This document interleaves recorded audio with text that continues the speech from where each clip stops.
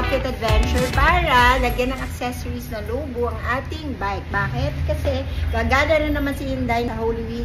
So we'll do the North Loop para bumalik yung lakas ng katawan sa pagmumotor kasi medyo puro short rides na lang nagagawa ko. Anyway, today, marami tayong papakabit ng mga Lobo products with the help of Marvin 1 and Marvin 2. So, itong air compressor ng Lobo. We have the L16 high and low beam auxiliary light. Nakabit na rin ang bi-directional charger natin, the electronics manager, and the handguard. O, diba? So, ang una natin kakabit is the high and low beam auxiliary light, which is the L16. Yan. Binuksan nyo yung box niyo, makikita nyo yan. Meron siyang instructional guide. Kung paano yan install. Ayan o, ang gaganda para may mga very, very clear way on how to install it because may mga pictures pa siyang ito. Ganyang kadetalye ang logo. Then, hindi lang yung guys. Tingnan mo, may kasama pa siyang gloves na gagamitin mo pang kabit. O, diba? So, what we have here is the wiring. Nandito na rin lahat ng mga kailangan ninyong tools, the mounting, at saka itong mga kailangan mo para sa flash bar. Kompleto siya, guys. So, ayan, ang ating L16. So, kakabit yan nila today. And later, papakita ko sa inyo paano siya gumagana. Hello, guys! So, ito na nga. Na puno na natin ang ating bike ng Lobo products. O, diba? Ganyang kaloyal si Inday. Kasi, talaga namang I love the products because it's practical and worth your money. You're worth every cent. So, flex ko lang ang aking bagong Lobo shirt. Ako palang meron nito sa Pilipinas. So, what we have here is nakakabit sa atin is a foldable side mirror which is very, very useful kasi kapag sakaling mahulog, ganyan lang yan. So, naranasan na yan ni Inday sa Sagada. So, we have a newly installed handguard. So, handguard na itong pagkakaiba nito, guys, is bakal po yan. Bakal. Then, we have a rubber protection dito pag nalaglag. So, hindi siya kagad gasgas sa dulo. Kasi usually, ang nagagasgas, ito, tsaka to yung portion na to. Then, we have a cover enough for our hands na matakpan. So, napalitan din yung ating bugbog na sa laglag.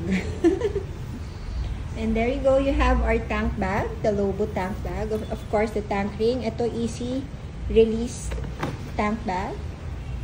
And we also have our expandable bag, which is 30 liters. Perfect.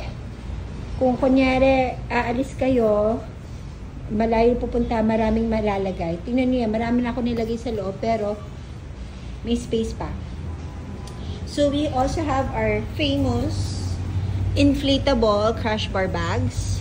Siyempre, hindi mawawala yan. Yan ang ating pinakasikat na Lobo product. We have our new L16 auxiliary lights. Mamaya pakita natin sa inyo kung paano gumagana yan. So, ayan guys, paliwanag naman natin sa inyo yung kinabit nating L16 na Lobo. Itong ilaw na to has 19,000 lumens and has low and high beam. Kakaibang feature nito ng dito ko lang nakita sa Lobo is that may tinatawag silang wheel switch na nakalagay sa lever mo. So, upon reach siya ng kamay mo, na hindi na the usual na ginagalaw natin sa handlebar. Pakita ka sa inyo. So, ito yan tinatawag natin wheel switch ng Lobo. So, wala na yung the usual na nandito sa may mirror na pinipindot-pindot na nahihirapan din ako minsan kasi kung gusto ko maglakas, high, bright, ganito, I have to put my hands here. Pero ito, nandito pa rin ako sa clutch lever. Nandito lang siya. Pakita natin how we do this. So, nakikita niyo yung kamay ko. It's upon reach lang. So, kahit naka-clutch in ako, gusto ko mag-passing light. O, diba? So, yun ang kagandahan. Nandito lang yung kamay mo. Hindi siya kung saan-saan pa pumupunta. Nandito lang siya sa isang lugar. To switch it on, isang click. Ayun. O, diba? So, makikita nyo, may mga dots yan dyan. Naka-maximum light siya kasi nasa blue. So, para babaan, yan, bababa lang. Ganyan lang ka, turn nyo lang yung wheel. So, gusto nyo lakasan, ayan, nasa blue na yung maximum na ibig sabihin nun. Ngayon, you wanna change it to the yellow light, hold, and scroll. So, ayan, nandiyan, pwede mong timplahin yung kulay ng yellow. So, with that one, nasa maximum din tayo, pwede mong babaan yung pagka-yellow. So, nasa 1 ulit. Lakasan natin, it will, magbiblink din yung blue. Okay? So, gusto mo ibalik sa white, hold, and scroll back. So, that's the white. Now, meron pa siyang modes na kakaiba dito. Yung mga blinking-blinking na gustong-gusto natin. Double-click. Ayan na. O, diba? One mode. Click again.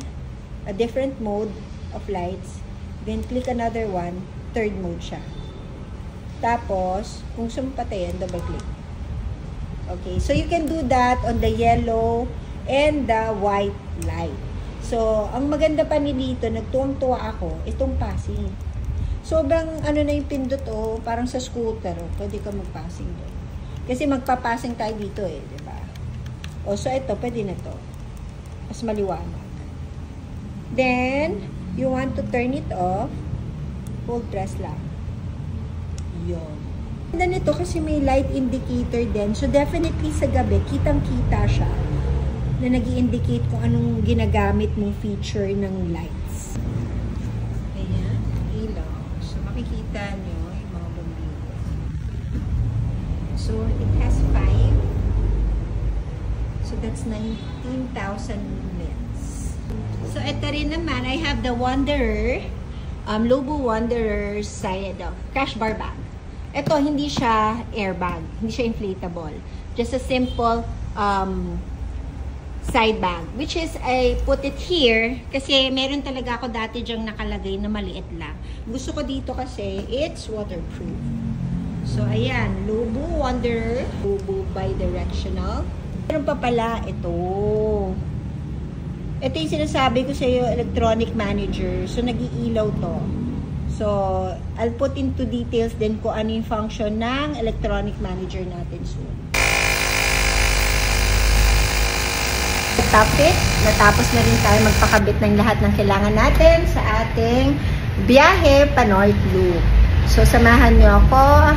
Experiencein lahat itong mga kinabit natin sa ating biyaheng North Loop for 4 days going around from Pasay to Santa Ana, Cagayan, which is northern part of Apari. Then, ikot tayo ng Ilocos, Vigan, Zambales, yon. So, more than mga 1,000, I think 1,400 kilometers yung tatakbuhin po natin. So, ayan. So, see you soon. And laging paalala ng Day Rider. Think safe and ride safe, guys. Bye!